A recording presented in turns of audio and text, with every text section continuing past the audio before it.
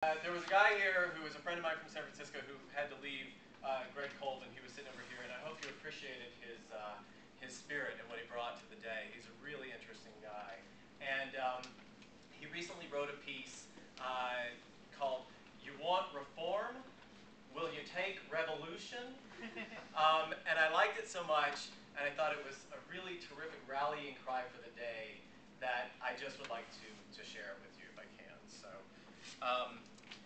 So it starts off like this. Friends, there are words you need to know and use openly, fearlessly.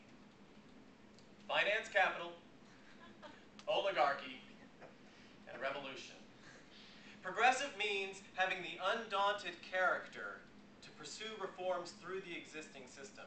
But when a crisis gives us the chance, perhaps once in our lifetimes, we must be willing and able to be revolutionaries and change things utterly. The finance capitalists, also known as Wall Street, the big banks, the economic royalists, the elite of the power elite, titans whose money is made from money itself. These are the people that Bill Moyers and Dean Baker and Simon Johnson, Naomi Klein, and Richard Posner have been trying to warn the world about. They sit astride the global business system, the dominant institution on the planet in this century.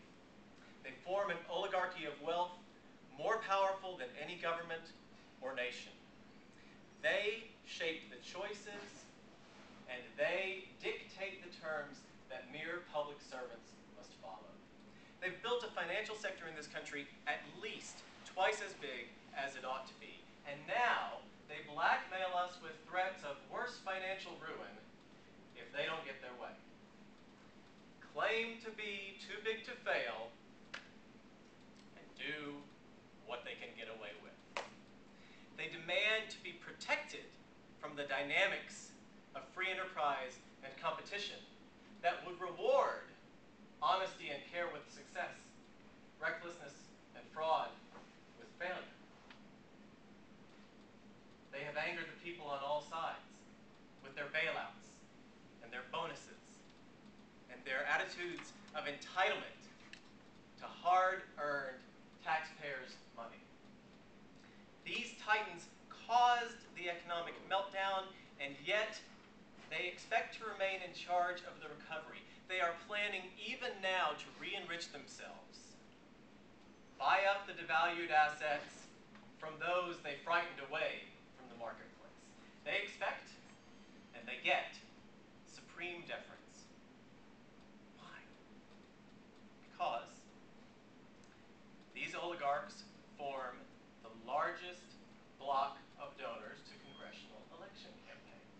And with that, they wield the power to block most of the reforms that Obama has proposed for student loans, for foreclosure relief, for individual bankruptcies, anything that touches their empire. They own this place, said Senator Durbin. They own this place. And worst of all, they own much too much of us, because with our complicity, they have hooked us on borrowing and spending on things when we should be saving and sustaining our spirits. Today they're in the news. Their sins and stupidities for all to see. You here, you in this room, you know them. You know their ways. You know their dismal science. Take them on.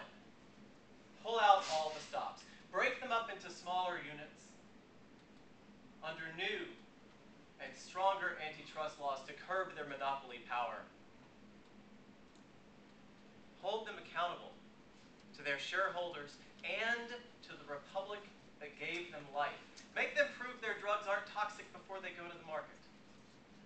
Legislation, regulation, litigation, marching in the streets, whatever it takes to bring them to heel. To give our children an economy that serves our democracy and not the other way around. Revolution could mean a fundamental shift in the balance of power between the people, represented by our democratically elected government, and the oligarchy of wealth led by the finance capitalists. Without revolution, leaving the oligarchy in place, our reforms are at best mild and temporary. With revolution, with the heavy hand of finance capital held in check, the prospects of reform for the rest of us are vastly improved. Revolution can mean remaking the social contract for the 21st century. It requires three things: a crisis, yep, a charismatic leader, and a manifesto. We're working on that. But don't worry, Aunt Betty, revolution will not mean the violent overthrow of the government. We will prove Marx wrong on that this time.